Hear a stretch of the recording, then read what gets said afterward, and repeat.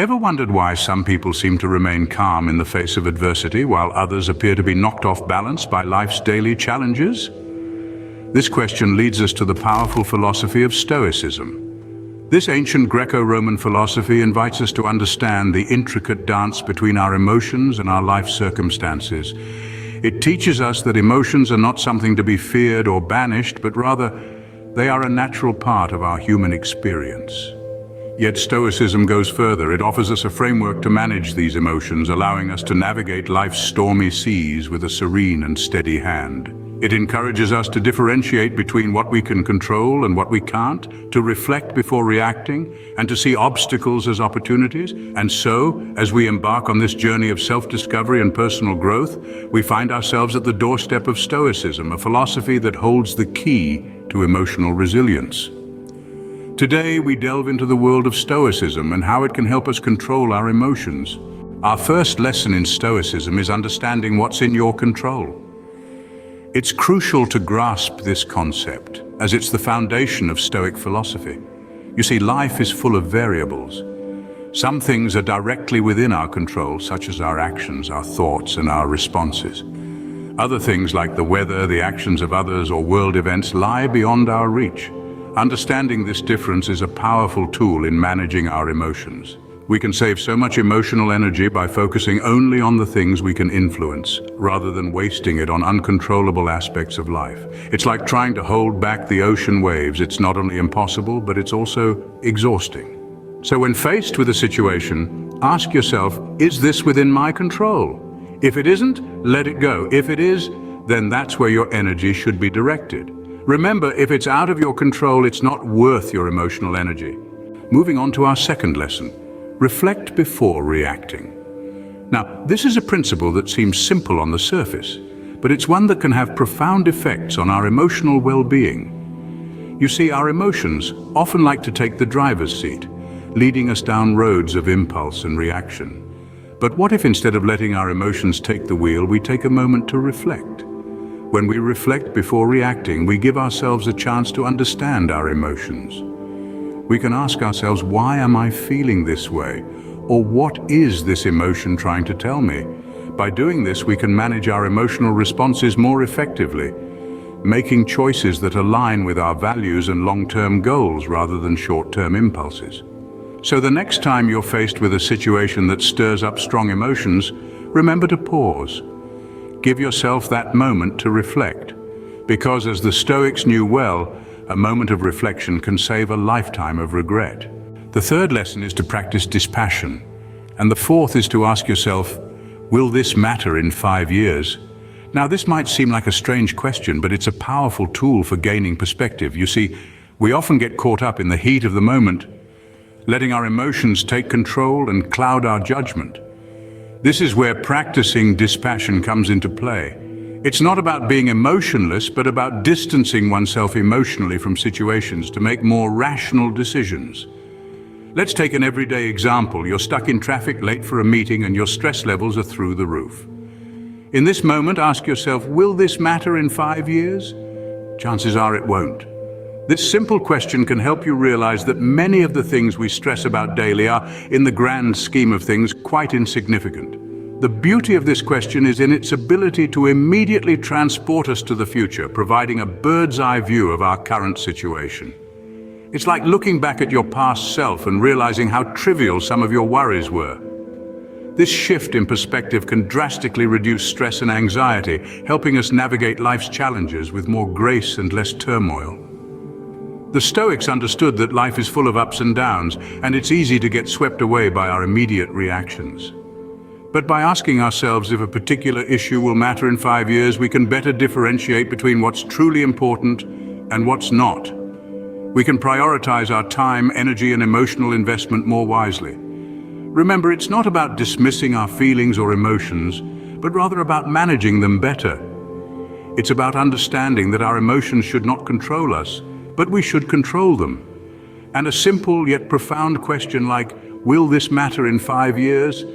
Can be a fantastic tool in our emotional management toolkit. In the grand scheme of things, most of our worries are insignificant. So the next time you find yourself in a stressful situation, take a deep breath and ask yourself, Will this matter in 5 years? You might be surprised at how quickly your perspective shifts, and with this newfound clarity, you'll be better equipped to handle whatever comes your way. Our fifth lesson is to keep a Stoic journal, and the sixth lesson is to see obstacles as opportunities. There's a beauty in writing, a sense of clarity that comes when you put pen to paper. It's a dialogue with your inner self, an opportunity to reflect on your thoughts and emotions. The Stoics understood this. They maintained personal journals as a tool for self-improvement and self-reflection. Imagine starting your day not with the noise of the world, but with your own thoughts. You sit down, open your journal and write about your emotions, your reactions, your challenges and your triumphs. It's a moment of stillness, a moment of introspection. A Stoic journal is more than just a diary. It's an exercise in self-awareness. It's a mirror that reflects your thoughts and emotions, allowing you to see them clearly, to understand them, to control them. It's a record of your journey, a testament to your growth. Now on to our sixth lesson, seeing obstacles as opportunities. It's a shift in perspective, a change in the narrative.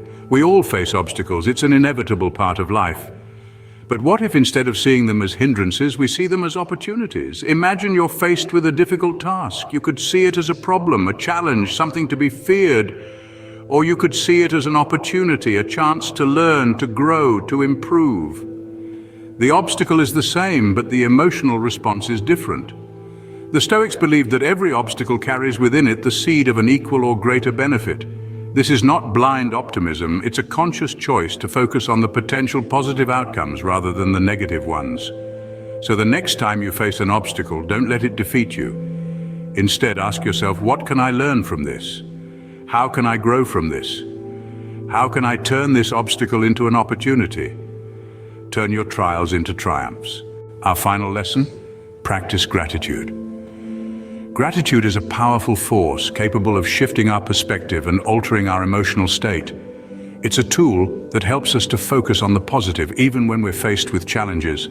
It's the art of recognizing the good in everything and everyone around us. You see, when we practice gratitude, we're acknowledging the beauty in the small things, the lessons in the hardships, and the opportunities in the obstacles.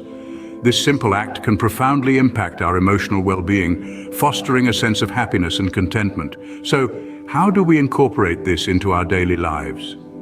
It's as simple as taking a moment each day to reflect on what you're grateful for. This could be anything from the warmth of the sun on your skin to the love of a good friend.